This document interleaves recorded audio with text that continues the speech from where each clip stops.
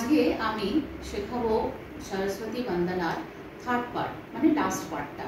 তো ফার্স্ট এটা হচ্ছে 1 2 3 and 4, দেন 1 করব, এদিকে তাকাবো, দেন 2 করব, ওদিকে করব, দেন 1 2 3 4 তাড়াতাড়ি, দেন 1 2 3। এটা করার পর এই আসিনা ভগবানের মা সরস্বতীর আসন মানে তিনটাকে তো আমি চৌকো করে দেখাবো। তো হবে আসিনা ভব মানস পঙ্কে, ঠিক আছে? তো মিউজিক দিয়ে আমি করে দেখাচ্ছি।